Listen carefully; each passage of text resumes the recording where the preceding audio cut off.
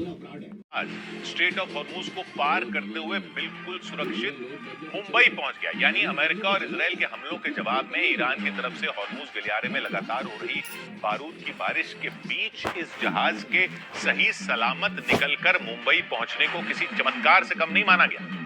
1300 lakh litre से ज्यादा कच्चा तेल से लदे हुए इस जहाज में 12 दिनों का लंबा सफर तय करके ये जहाज मुंबई पोर्ट पर पहुंचा और इसके वहां पहुंचते ही भारत समेत पूरी दुनिया में इसकी चर्चा शुरू हो।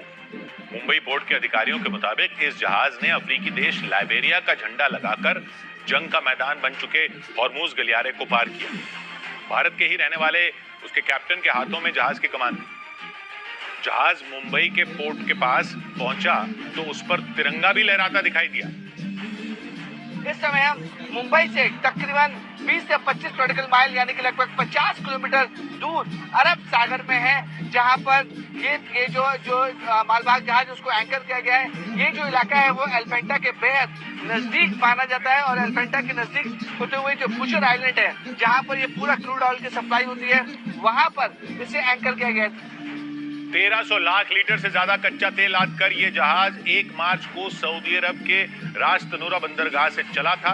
इसके बाद ये फारस की खाड़ी में पहुंचा, लेकिन वहां जंग की वजह से अटक गया। तनाव बढ़ने के दौरान ही 8 और 9 मार्च को जहाज के कैप्टन ने हॉर्मूज गलियारा पार करने का फैसला किया। जहाज ने हॉर्मूज गलियारे को पार करके अरब सागर में एंट्री ली। इसके बाद तेजी से आगे बढ़ते हुए मुंबई पोर्ट पर पहुंच गया।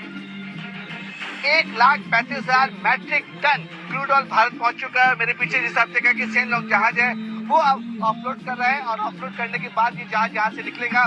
2 से 3 दिन समय लग सकता है कि जब ऑफलोडिंग होती है, क्योंकि बड़ी मात्रा में क्रूड ऑयल है। यानी शेनलॉन्ग सुएज़मैक्स के कैप्टन ने हॉर्मूज गलियारे में हो रही बारूद की बारिश को न सिर्फ पार किया बल्कि सुरक्षित तरीके से भारत तक पहुंचकर सबको हैरान कर दिया। क्योंकि अमेरिका और इजराइल के साथ ईरान की जंग शुरू होने के बाद स्ट्रेट ऑफ हॉर्मूज को पार करके भारत पहुंचने वाला ये पहला जहाज बन गया। हालांकि मुंबई पोर्ट के सूत्रों ने बताया कि शनिवार तक एक और जहाज हॉर्मूज गलियारे को पार करके मुंबई पहुंच सकता है। मुंबई पोर्ट के जो सूत्र हैं वो बता रहे हैं कि दूसरा जहाज जो है वो तकरीबन शनिवार दोपहर या शाम तक मुंबई जहां पर हम खड़े हैं वहां तक पहुंच जाएगा। 28 फरवरी को जंग की शुरुआत होने के बाद से ही ये समुद्री रास्ता दुनिया का सबसे जोखिम भरा समुद्री मार्ग बन गया था और बना हुआ है। ईरान लगातार अपने दुश्मनों के जहाजों को वहां निशाना बना रहा है। ईरान ने पूरी दुनिया को चेतावनी दी कि कच्चे तेल की कीमतें $200 प्रति बैरल तक झेलने के लिए दुनिया तैयार रहे। हालांकि इस सब के बीच ईरान ने चीन और बांग्लादेश के जहाजों को हॉर्मूज गलियारा पार करने की छूट दे दी। लेकिन भीषण जंग के दौरान ही 29 कर्मचारियों के साथ तेल से लदे शेनलॉन्ग सुएज़मैक्स जहाज को लेकर उसके कैप्टन हॉर्मूज गलियारे को पार करते हुए मुंबई पहुंच गए। जहाज को खतरनाक समुद्री रास्ते से मुंबई पहुंचाने के लिए कैप्टन ने डार्क मोड अपनाया, ऐसा बताया जा रहा है। डार्क मोड वो तरीका है जिसमें जहाज के सभी रेडार और उसकी पहचान बताने वाले सिस्टम बंद कर दिए जाते हैं। डार्क शेनलॉन्ग सुएज़मैक्स जहाज के कैप्टन ने भी वही किया, सभी रेडार बंद कर दिए ताकि वो ईरान की सेना के रेडार से बच निकले। मतलब करोड़ों लीटर तेल से लदा भारी भरकम जहाज समंदर में अदृश्य हो गया एक तरह से और लहरों को चीरते हुए तेजी से मुंबई की तरफ बढ़ गया। हालांकि ये साफ नहीं हो सका कि लाइबेरिया का झंडा लगाए हुए इस जहाज को ईरान ने अनुमति दी जाने की या नहीं। इधर जंग के दौरान इजराइल की मीडिया ने दावा किया कि ईरान ने उसके रेलवे सिस्टम पर साइबर अटैक कर दिया।